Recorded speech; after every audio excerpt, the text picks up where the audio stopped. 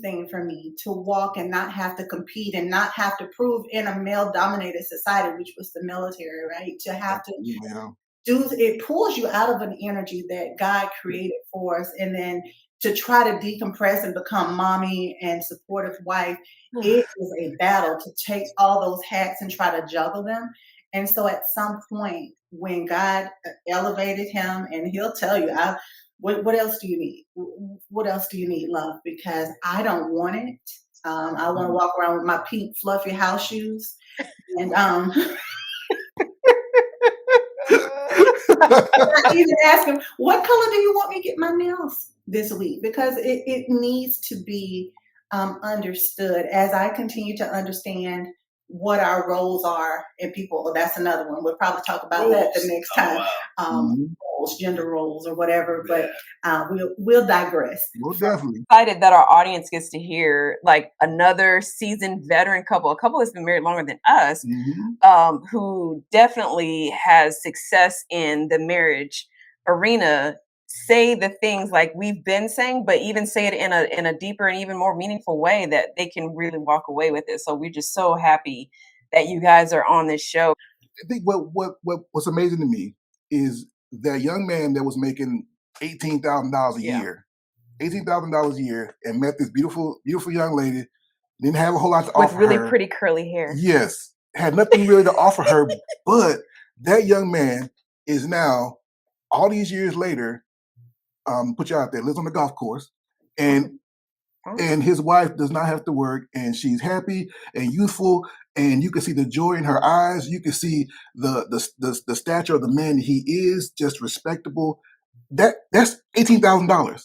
She met him but now it's like the problem is now they want you at 21. Yeah, they want everything that you have now at 21, and that just doesn't work. It doesn't. Not the way it's a process, brother. It's a process. Like I said, it's a journey. Yes. And not only that, you guys are both so accomplished, but the beauty of all of that is that you're so humble. Yes. You're not like, well, I'm this, I'm that, and I'm top echelon, and I make this. No, it's like you've grown not only as human beings, you've grown not only as a couple, but you have grown in God to the point where you realize it is for God I live, for God I die. And all the things that he gives us are mere blessings. And if we're blessed enough to get whatever we attain, then it's not just meant for us, but it's also meant to share and be a blessing to others. So I love that, y'all, that's your message, that humility and is a big part of your relationship. So I just think that's phenomenal. Awesome. Let's segue into the intimacy. And intimacy is not just the act of making love, but it's a lead up to it, right? Hey, I'm with it. Yeah, I got zero problem with it. Hey, we got a date tonight. Anyway, well, let's get to it. I have a question. Okay. For you guys, as fellow life coaches. What is your advice to a young couple or a newlywed, and they may not be chronologically young, but a new couple trying to develop their relationship together?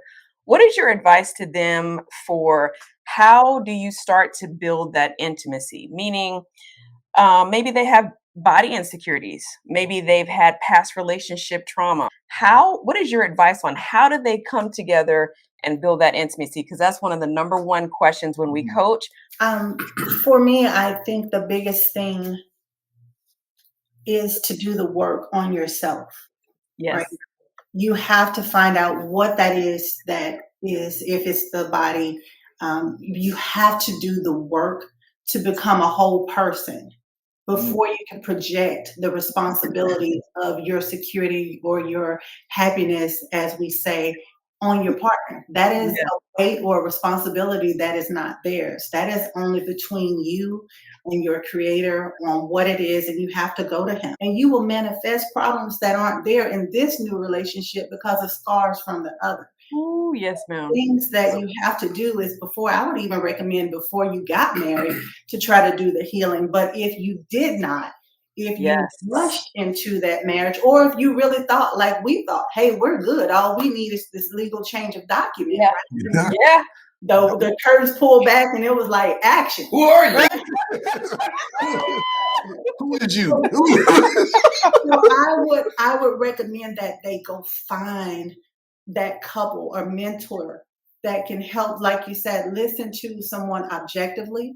I would recommend that they do individual therapy or counseling. As much as he has a lot of responsibility in the marriage, my healing is not one of them. Who? Okay, Wait a what minute. microphone is? Yeah. Wow. Go ahead, Darius. You had, Yeah, we know you got something. Oh, man.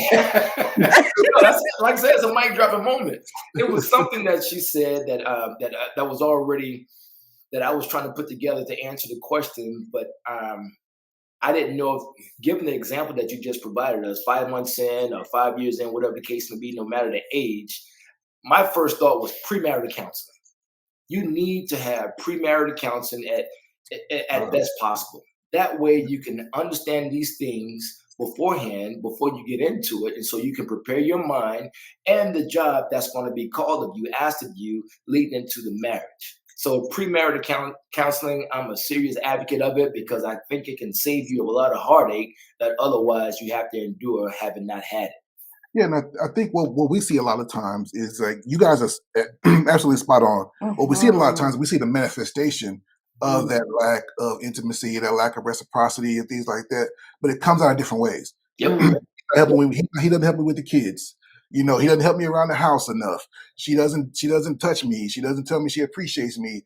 All those things are signs of a lack of intimacy and a lack of connection to one another, and that lack of servanthood towards one another. It's about me, I. I'm not doing this. I feel this way. I always tell people, when you get married, you give it to me for we. That's it. It's no longer a me. I'm all about making sure she has what she needs, and that reciprocity, that cycle of giving. But it's never going to be 50-50. It's never going to be, you're never going to get 100% of your needs met in a marriage. And at any moment, it could drop off.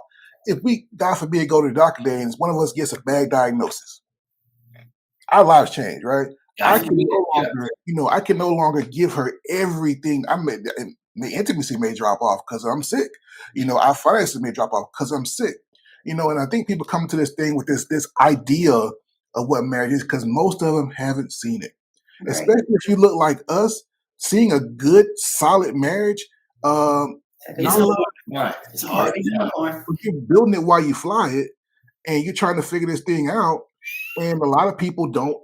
They run out of gas, man. I'm tired. I'm sick of trying. He don't care. She don't care. And they step outside of it, and then they figure out very quickly there ain't nothing out there.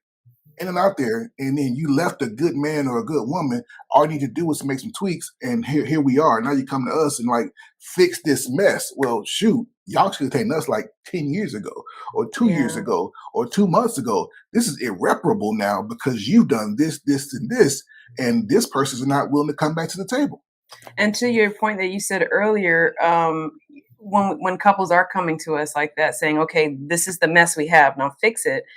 The point that we always take them to is we can't fix this until you start fixing this. Like this is where you start. And they don't want that. They want a quick, like you go to a doctor, what pill can I take to lose weight? Well, how about you clean your diet up, move your body around? No. Just a quick pill. Give me some, whatever pill.